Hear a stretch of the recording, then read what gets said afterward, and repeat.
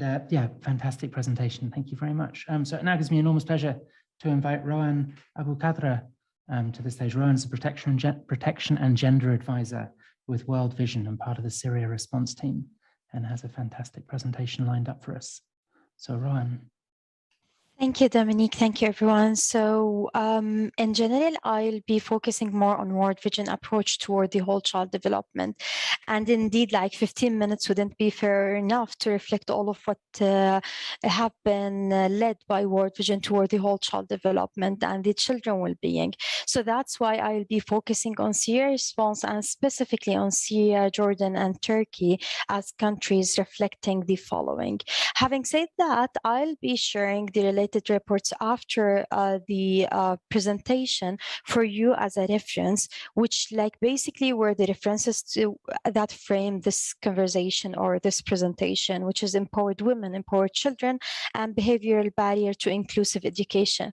But before moving to the, let's say, the heavy part of the presentation, let's have a question which could be like, please feel free to answer in the chat.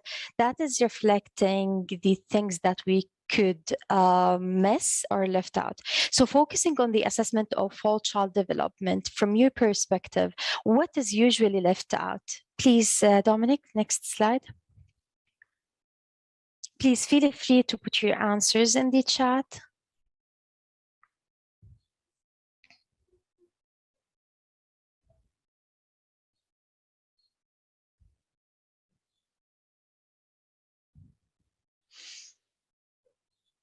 Okay, so taking into consideration indeed the time differences, and still we are at the beginning of the presentations.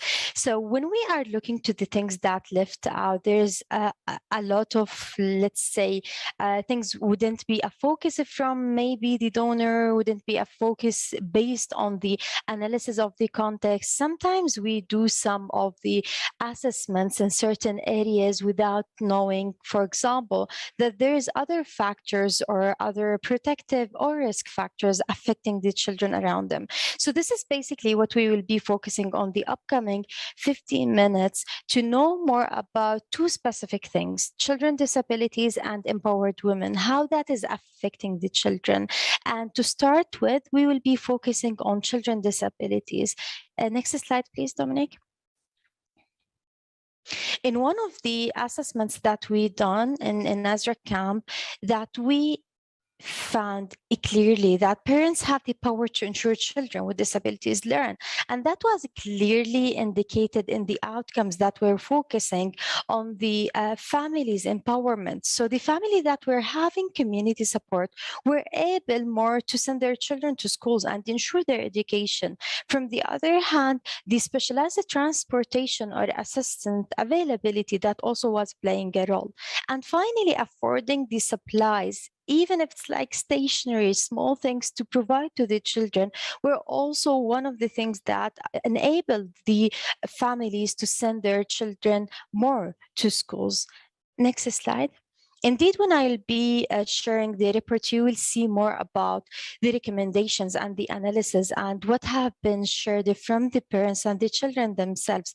But like there was clearly indicating 4 key recommendations. The first one is focusing more on the support networks of parents. How could we improve them? How could we like empower these networks? How could we ensure that we are having the shared understanding of their importance? From the other side, it was like engaging directly with the children with disabilities and their parents to identify and address behavioral barriers and the challenges.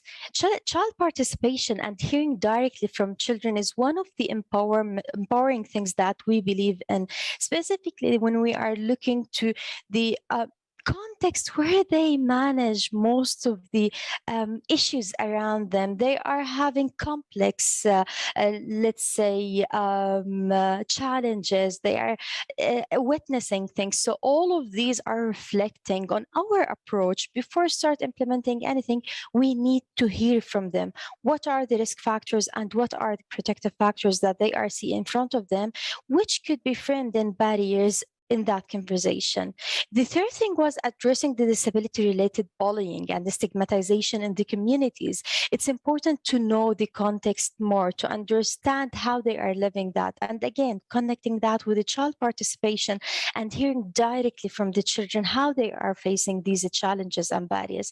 And lastly, we need to ensure increasing the funding to support inclusive education in both like the camps and the host community, how these children are like facing these challenges, what are the services available for them. Unfortunately, we are facing some cases in the camps that they are not able to reach out to the schools because they are having certain challenges. And that is like just quickly in a nutshell, focusing on the children disabilities and how that is connected directly with their rights for education and protection. Moving forward for the next slide, please. Moving forward to know more about the women empowerment, and that was one of the analysis and the surveys that have been done in Turkey, Jordan, and Syria. We were looking in what is the relation of women empowerment and the child well-being, and it was a clear indicator, for example, that the size, even the family size is affecting what the children are getting. So the children with poor diet were most of the time in families that having 9 people and more. From the other hand, if you are looking to the illiterate women, it was also one of the things that reflected in the enrollment of schools. So if the women are not having or completing their primary and secondary education, we were having 67% of the children are not enrolled in schools. From the other hand, we were also having only 14% of these children with good mental well-being. As also with women with lower secondary education, we were having increased percentages of their children enrollment and their mental well-being. As of mothers without GBV experience, it was also related to the children mental well-being. So we were having high mental well-being with the children up to 80% when the women themselves, they are not facing these challenges, as also of the high self-esteem up to 79%, and also positive learning attitude in 88%, where from the other hand, and the opposite, if the women are suffering or experiencing GBV concerns, they were having the opposite outcomes with their children. And if we are looking at it like this is could be logical, but maybe we need to think about it more. Like these children are witnessing these concerns. They are witnessing the effect on their mothers. Their mothers are overwhelmed with what's happening with them, and they may be doing the same to their children. Next slide, please. As of also just to wrap up quickly the idea of the women empowerment and the children well-being correlations, it was also important for us to look further into how much these mothers are controlling time. Are they able to know exactly when they need to do some of the things, when they need to choose some of the things to be done in the same household? And that was related to the children themselves and how much they are exposing to violence. So we found that 38% of the children unexposed to violence when the mothers with no control over time, while 63% of them could be exposed to violence with mothers who doesn't have any control over time. While also it was clearly that these things, with the increasing the mother control over time, it was obvious that the violence is decreasing over children. And as of the self-esteem, the mothers with low self-esteem was directly reflecting that 67% of their children were having the same and low socio-ecological resilience. As of, from the other hand, the mothers with high self-esteem, they were having 89% of their children showed high socio-ecological resilience. And that again goes to the learning attitude, how they are thinking about schools, how they are able to send their children to schools, and in addition of how they are empowering their children and learning them new skills and the new coping mechanisms.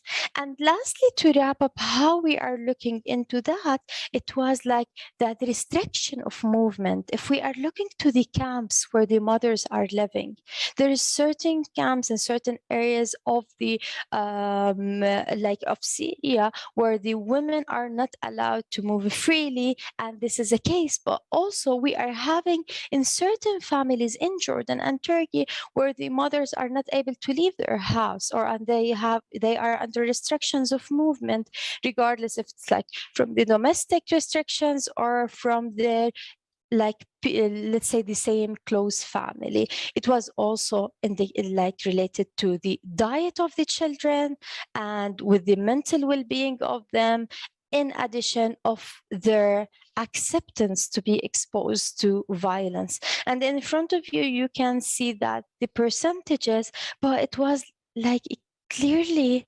showing us the mother who's having the freedom of movement. 65% of their children were in a good diet, 55% in a good mental well-being, and 34% are the children, or apologies, 59% are the children unexposed to violence. And again, if we are looking to all of that, that is connecting us with the system approach around the children. This is what we need to make sure every time when we are looking to any kind of assessment for the children well-being, the whole child development, to know more about how these children are living and what is affecting them. And lastly, if there's any question, otherwise, over to you, Dominique. There was a question in response to your question in the chat, Ryan, from Rajani, about students with disabilities and the extent to which they are mainstreamed in assessment. Whether you have time to just pick that one up. Yeah. So the question is, are students with disability mainstreamed in general education, or are they separate classroom? If they were mainstreamed, what kind of accommodation were done so are fully participating and interacting with the content? Many thanks, Rajan, for the question. Actually, the idea that we are seeking most of the time that these children to be mainstreamed in the same education system, but adapted one. So we need to look into the physical and the social barriers that the children are facing and ensure that we are overcome them. So we start with like the physical barriers and how they can access, then what specific tools they need. Unfortunately, in the analysis we done, and you will see in the report that I will be sharing, that we faced a lot of these challenges in the camps, as even the books themselves were not available for children with visual impairment or disability. So it was also challenging for them. If I can enter the school, I don't have the proper tools to use or the proper trainings that are provided for the teachers to deal with these children. So it was like very challenging for these children to get the education inside the camps. But what we tried to do in that analysis, and reflected in multiple events as the No Laws Generation and other, we tried to make sure that we are highlighting all of the recommended needs for these children, what we need to look at, and indeed like the asks for donors, to make sure that whenever we are looking into education for children, we need to make sure that protection, whole child development are taken into consideration. Brilliant, Ryan. Thank you so much for your presentation and sharing all about your work with the group today. It now gives me